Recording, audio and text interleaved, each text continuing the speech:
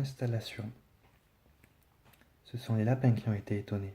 Depuis si longtemps qu'ils voyaient la porte du moulin fermée, les murs et la plateforme envahis par les herbes. Ils avaient fini par croire que la race des meuniers était éteinte, et, trouvant la place bonne, ils en avaient fait quelque chose comme un quartier général, un centre d'opération stratégique, le moulin de Gemap des lapins. La nuit de mon arrivée, il y en avait bien, sans mentir, une vingtaine, assis en rond sur la plateforme, en train de se chauffer les pattes à un rayon de lune. Le temps d'entrouvrir une lucarne, hop, voilà le bivouac en déroute, et tous ces petits derrières blancs qui détalent, la queue en l'air dans le fourré. J'espère bien qu'ils reviendront. Quelqu'un de très étonné aussi en me voyant, c'est le locataire du premier, un vieux hibou sinistre, à tête de penseur, qui habite le moulin depuis plus de 20 ans. Je l'ai trouvé dans la chambre du haut, immobile et droit sur l'arbre de couche, au milieu des plâtras, et des tuiles tombées. Il m'a regardé un moment, avec son œil rond, puis, tout effaré de ne pas me reconnaître, il s'est mis à faire « ouh, ouh » et à secouer péniblement ses ailes grises de poussière. Ces diables de penseurs, ça ne se brosse jamais. N'importe, tel qu'il est, avec ses yeux clignotants et sa mine renfrognée, ce locataire silencieux me plaît encore mieux qu'un autre, et je me suis empressé de lui renouveler son bail.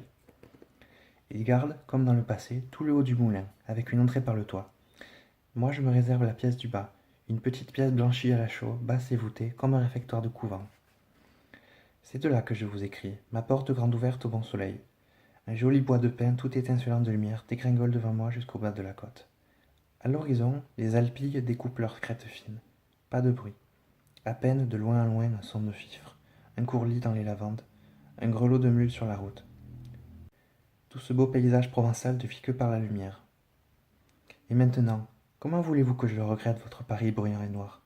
Je suis si bien dans mon moulin. C'est si bien le coin que je cherchais.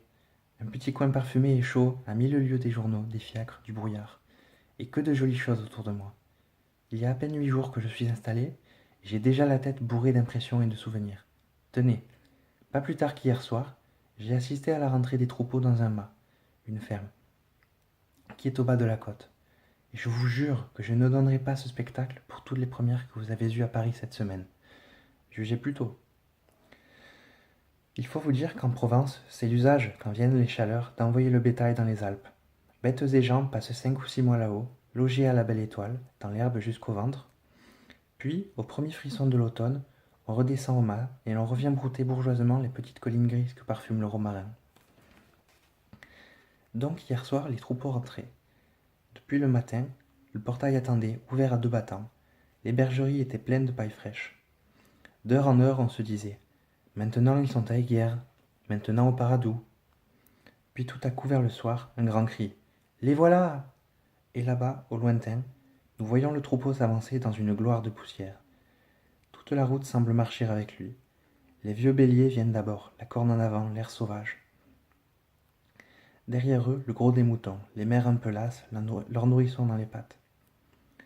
Les mules à pompons rouges portant dans des paniers les agnelés d'un jour qu'elles bercent en marchant.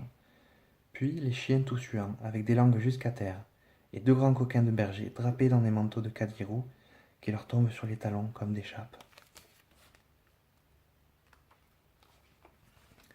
Tout cela défile devant nous joyeusement et s'engouffre sous le portail en piétinant avec un bruit d'averse. Il faut voir quel émoi dans la maison. Du haut de leur perchoir, les gros pans vert et or, à crête de tulle, ont reconnu les arrivants et les accueillent par un formidable coup de trompette. Le poulailler qui s'endormait se réveille en sursaut. Tout le monde est sur pied. Pigeons, canards, dindons, pintades. La basse-cour est comme folle. Les poules parlent de passer la nuit. On dirait que chaque mouton a rapporté dans sa laine, avec un parfum d'Alpes sauvages, un peu de cet air vif des montagnes qui grisent et qui fait danser. C'est au milieu de tout ce train que le troupeau gagne son gîte. Rien de charmant comme cette installation. Les vieux béliers s'attendrissent en renvoyant leur crèche. Les agneaux, les tout petits, ceux qui sont nés dans le voyage et n'ont jamais vu la ferme, regardent autour d'eux avec étonnement. Mais le plus touchant encore, ce sont les chiens. Ces braves chiens de berger, tout affairés auprès leurs bêtes, et ne voyant qu'elles dans le mât. Le chien de garde a beau les appeler du fond de sa niche, l'eau saut du puits, tout plein d'eau fraîche, a beau leur faire signe, ils ne veulent rien voir, rien entendre, avant que le bétail soit rentré. Le gros loquet poussé sur la petite porte à claire-voie, et les bergers attablés dans la sable basse. Alors seulement, ils consentent à gagner le chenil, et là, tout en lapant leur écuellé de soupe, Ils racontent à leurs camarades de la ferme ce qu'ils ont fait là-haut dans la montagne. Un pays noir où il y a des loups et de grandes digitales de pourpre pleines de rosée jusqu'au bord.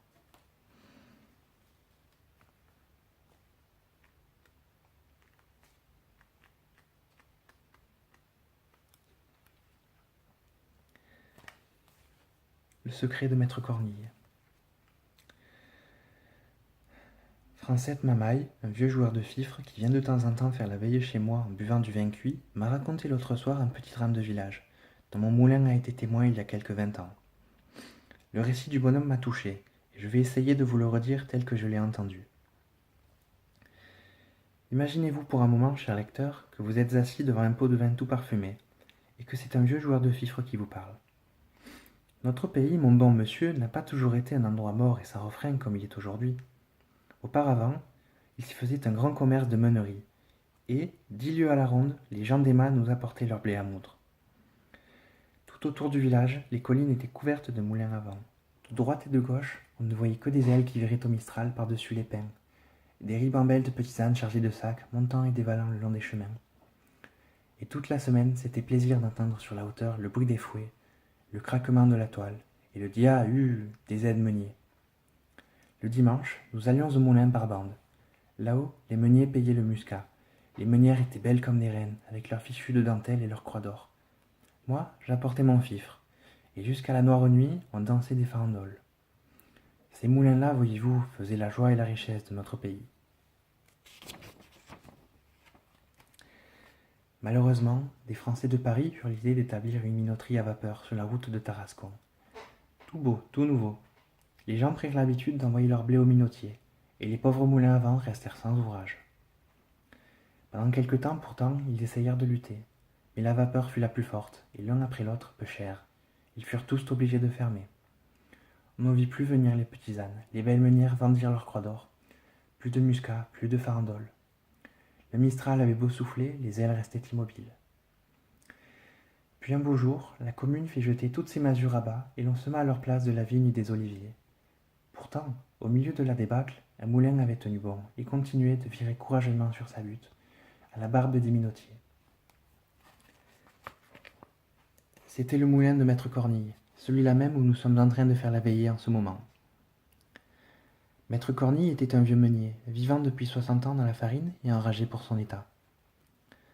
L'installation des minoteries l'avait rendu comme fou. Pendant 8 jours, on le vit courir par le village, ameutant le monde autour de lui et criant de toutes ses forces qu'on voulait empoisonner la Provence avec la farine des minotiers. « N'allez pas là-bas, disait-il. Ces brigands-là, pour faire du pain, se servent de la vapeur, qui est une invention du diable. Tandis que moi, je travaille avec le Mistral et la Tramontane, qui sont la respiration du bon Dieu. » Et il trouvait comme cela une foule de belles paroles à la louange des moulins à vent, mais personne ne les écoutait. Alors, de malheur âge, le vieux s'enferma dans son moulin et vécut tout seul comme une bête farouche. Il ne voulut même pas garder près de lui sa petite-fille, Vivette, une enfant de 15 ans, qui depuis la mort de ses parents n'avait plus que son grand au monde. La pauvre petite fut obligée de gagner sa vie et de se louer un peu partout dans les mâts pour la moisson, les maniants ou les olivades.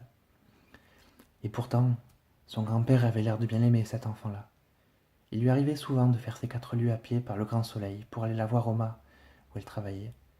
Et quand il était près d'elle, il passait des heures entières à la regarder en pleurant. Dans le pays, on pensait que le vieux meunier, en renvoyant Vivette, avait agi par avarice. Et cela ne lui faisait pas honneur de laisser sa petite fille ainsi traîner d'une ferme à l'autre, exposée aux brutalités des bails et à toutes les misères des jeunesses en condition. On trouvait très mal aussi qu'un homme du renom de Maître Cornille, et qui jusque-là s'était respecté, s'en alla maintenant par les rues comme un vrai bohémien, pieds nus, le bonnet troué, la taillole en lambeaux. Le fait est que le dimanche, lorsque nous le voyions entrer à la messe, nous avions honte pour lui, nous autres les vieux. Et Cornille le sentait si bien qu'il n'osait plus venir s'asseoir sur le banc d'œuvre. Toujours, il restait au fond de l'église, près du bénitier, avec les pauvres. Dans la vie de Maître Cornille, il y avait quelque chose qui n'était pas clair. Depuis longtemps, personne au village ne lui portait plus de blé, et pourtant, les ailes de son moulin allaient toujours leur train, comme devant. Le soir, on rencontrait par les chemins le vieux meunier, poussant devant lui son âne chargé de gros sacs de farine.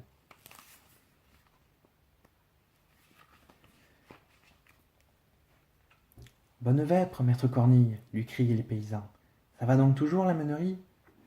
Toujours, mes enfants, répondait le vieux gaillard. Dieu merci, ce n'est pas l'ouvrage qui nous manque. Alors, si on lui demandait d'où diable pouvait venir tant d'ouvrage, il mettait un doigt sur ses lèvres et répondait gravement. Motus, je travaille pour l'exportation. Jamais on n'en put tirer davantage. Quant à mettre le nez dans son moulin, il n'y fallait pas songer. La petite Vivette elle-même n'y entrait pas. Lorsqu'on passait devant, on voyait la porte toujours fermée, les grosses ailes toujours en mouvement, le vieil âne broutant le gazon de la plateforme et un grand chat maigre qui prenait le soleil sur le rebord de la fenêtre et vous regardait d'un air méchant. Tout cela sentait le mystère et faisait beaucoup jaser le monde. Chacun expliquait à sa façon le secret de maître Cornille, mais le bruit général était qu'il y avait dans ce moulin-là encore plus de sacs d'écus que de sacs de farine. À la longue, pourtant, tout se découvrit. Voici comment. En faisant danser la jeunesse avec mon fifre, je m'aperçus un beau jour que l'aîné de mes garçons et la petite Vivette s'étaient rendus amoureux l'un de l'autre. Au fond, je n'en fus pas fâché, parce qu'après tout, le nom de Cornille était en honneur chez nous. Et puis, ce joli petit passereau de Vivette m'aurait fait plaisir à voir trotter dans ma maison. Seulement, comme nos amoureux avaient souvent l'occasion d'être ensemble, je voulus, de peur d'accident, de régler l'affaire tout de suite. Je montai jusqu'au moulin pour en toucher 2 mots au grand-père. Ah, le vieux sorcier! Il faut voir de quelle manière il me le reçut. Impossible de lui faire ouvrir sa porte. Je lui expliquai mes raisons tant bien que mal à travers le trou de la serrure, et tout le temps que je parlais, il y avait ce coquin de chat maigre qui soufflait comme un diable au-dessus de ma tête.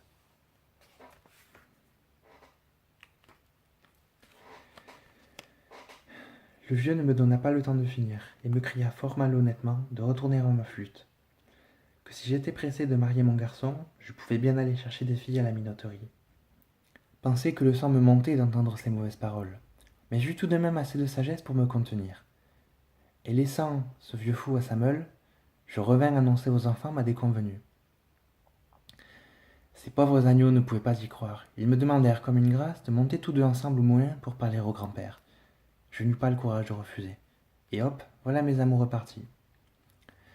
Tout juste comme ils arrivaient là-haut, maître Cornille venait de sortir.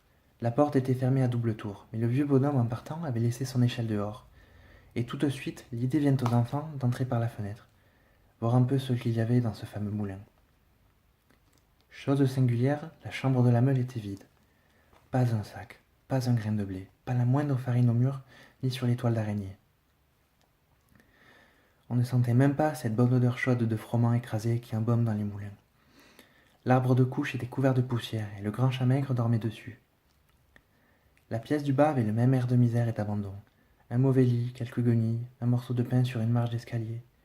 Et puis dans un coin, 3 ou 4 sacs crevés, d'où coulaient les gravats et la terre blanche. C'était ça le secret de maître Cornille. C'était ce plâtras qu'il promenait le soir par les routes pour sauver l'honneur du moulin et faire croire qu'on y faisait de la farine. Pauvre moulin, pauvre Cornille.